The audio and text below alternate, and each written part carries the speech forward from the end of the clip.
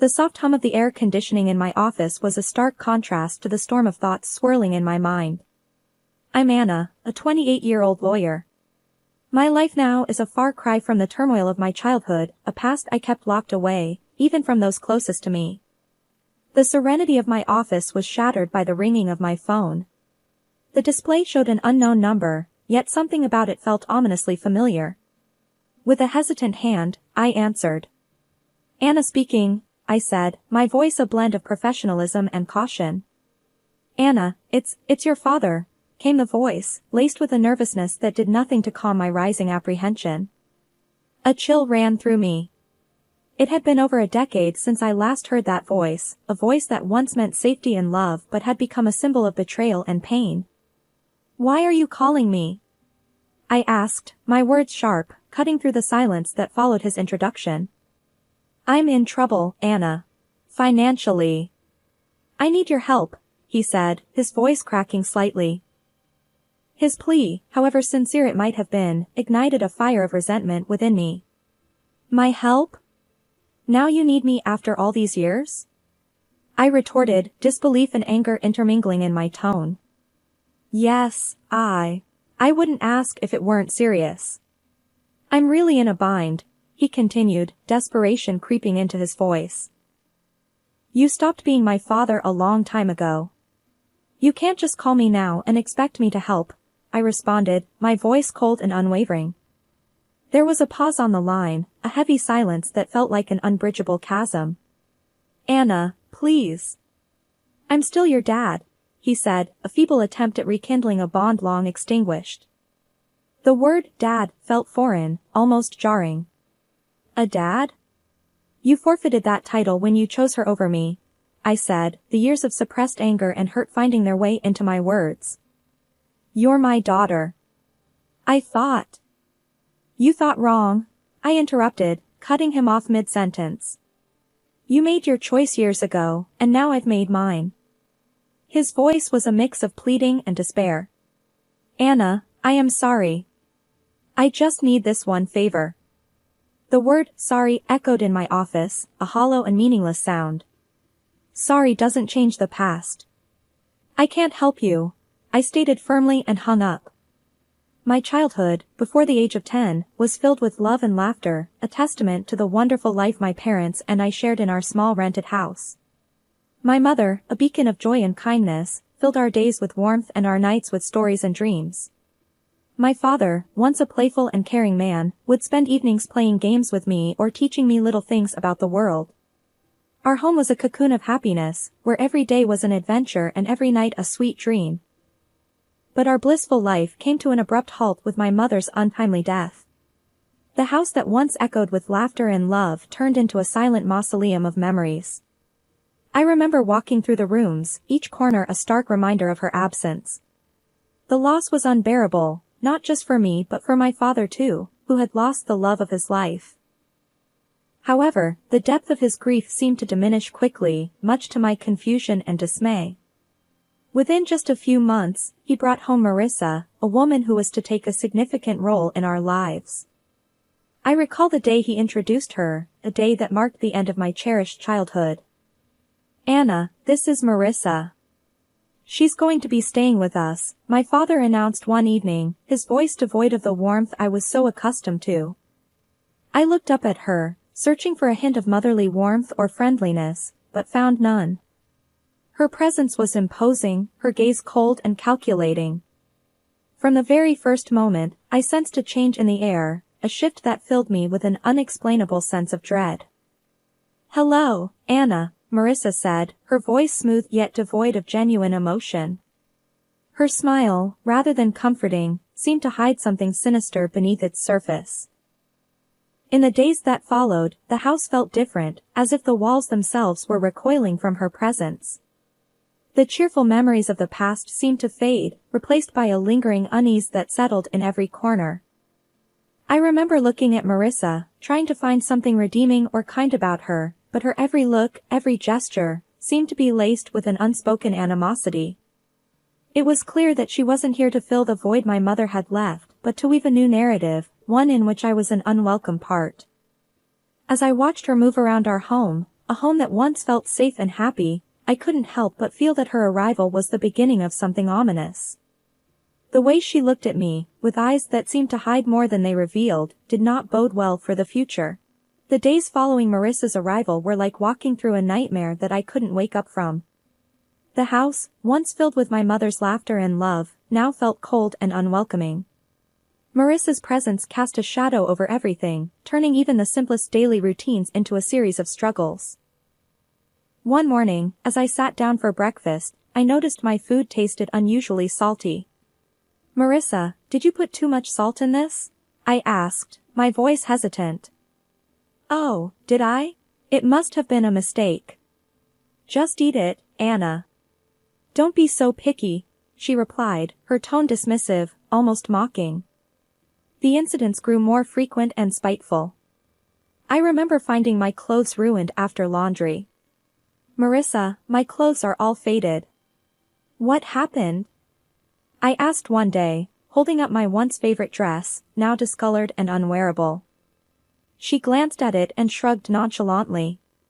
"Maybe the washing machine is acting up. Or perhaps it's time you stop wearing such childish clothes." I felt a surge of frustration but knew arguing would only make things worse. Feeling helpless, I turned to my father, hoping he would see through her facade. "Dad, Marissa is ruining my things. She's always mean to me," I said one evening, my voice trembling with a mix of anger and sadness. My father's reaction was far from what I had hoped for. "Anna, you're imagining things. Marissa is doing her best to fit into our family. Stop causing trouble," he said sternly, his words cutting deep. "But Dad, it's the truth." I protested, but he wouldn't listen. "That's enough, Anna. I don't want to hear any more of your accusations," he replied, his voice rising in anger. Each day was a battle, trying to navigate around Marissa's hostility and my father's indifference. The home that once felt like a sanctuary now felt like a prison. I started spending more time in my room, trying to escape the constant tension that hung in the air. Living in that house of horrors, I felt alone and misunderstood. The safety and happiness that once filled those walls were replaced by fear and anxiety. Every day, I longed for the past, for the times when my mother's smile was enough to light up the entire room, a stark contrast to the darkness that now lingered in every corner. Living with Marissa became a daily ordeal of evasion and endurance. Her hostility towards me escalated from verbal jabs to physical abuse.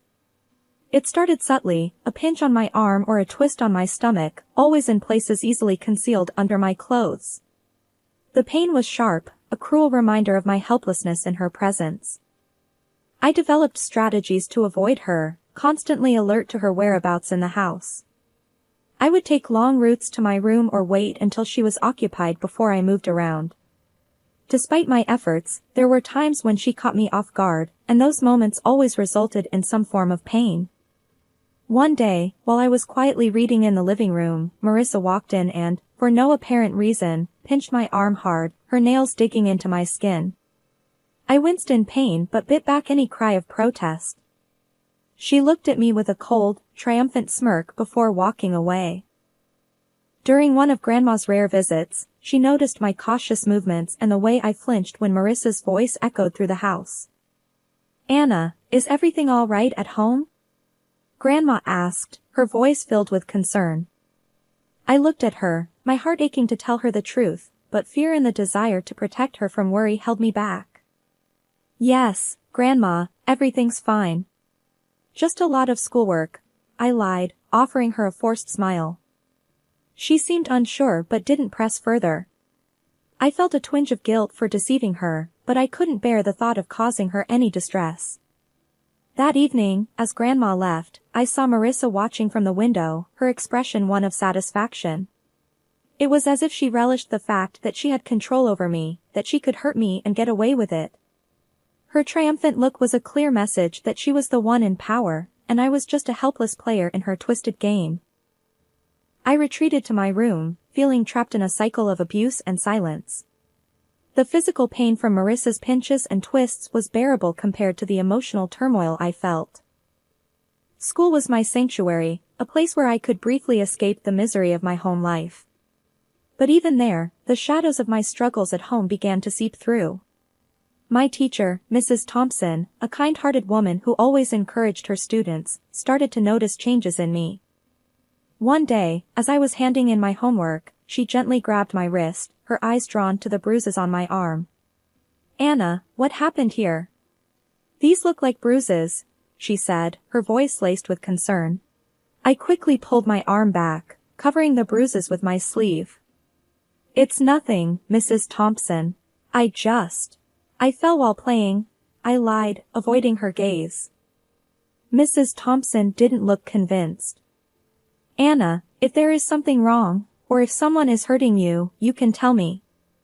It's important to speak out," she urged, her eyes searching mine for the truth. I wanted to confide in her, to tell her everything about Marissa and how I lived in constant fear, but the words wouldn't come. Instead, I forced a smile. "Really, Mrs. Thompson, I'm fine. It was just a silly accident." She gave me a long, thoughtful look, then nodded slowly. "All right, Anna. But remember, my door is always open. You're not alone," she said, giving me a reassuring smile. I nodded, feeling a lump form in my throat. Her kindness made it all the more difficult to maintain the facade that everything was all right. As I walked home that day, Mrs. Thompson's words echoed in my mind. I felt a mix of gratitude for her concern and a deep sense of loneliness from carrying my burdens alone. The thought of revealing the truth about my life at home was terrifying. I feared the consequences, what Marissa might do if she found out I had told someone. That night at dinner, I was quiet, lost in thought about Mrs. Thompson's offer to help. Marissa noticed my silence. "Why so quiet tonight, Anna? Cat got your tongue?" she asked in a mocking tone. I just shook my head and continued eating, trying to make myself as small and unnoticeable as possible. After dinner, as I lay in bed, the reality of my situation felt more overwhelming than ever. Mrs. Thompson's concern had shown me that people did care, yet the fear of what revealing the truth might bring kept me silent. I was caught between the desperation to tell someone and the fear of Marissa's retaliation, a balancing act that I navigated every day. The day my teacher, Mrs. Thompson, decided to involve my father was a day filled with anxiety and dread for me. I sat in the principal's office, fidgeting nervously, my mind racing with fear about how my father would react. When he finally arrived, his face was stern, his eyes betraying a mix of irritation and embarrassment. "What's this about, Anna? Why am I being called to your school like this?" he demanded, his voice sharp as he walked in.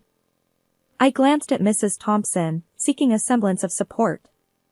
Swallowing hard, I tried to find my voice. "Dad, Mrs. Thompson saw, she saw the bruises," I stammered, feeling the weight of his gaze on me. Before I could explain further, he interrupted, his anger palpable. "Bruises? What are you talking about? Are you making up stories again?" Mrs. Thompson stepped in, her tone firm yet calm. "Mr. Smith, I'm concerned about Anna's well-being. The bruises on her arm don't seem accidental. We need to address this." My father's face turned a shade darker with anger. "She's perfectly safe at home. Anna, are you spreading lies about our family?" He turned towards me, his disappointment clear. The tears I had been holding back started to spill. "It's not lies, Dad. Marissa, she's been hurting me." I managed to get out, the truth finally surfacing. His reaction was one of total disbelief. "Marissa? That's ridiculous. She's been nothing but kind to you. I won't have you slandering her with these accusations." "But Dad, it's the truth," I cried out, desperate for him to believe me. He stood up abruptly, his patience wearing thin. "Enough of this. Tell Mrs. Thompson you made it all up." I obediently turned to the teacher and repeated his words. She nodded back and didn't say anything. Upon reaching home, without another word, he locked me in my room. Through the door, I could hear Marissa's voice, dripping with false concern. "I told you she's just seeking attention," she said. I sat on my bed, feeling a profound sense of isolation and despair. The one person I thought I could always count on had turned his back on me.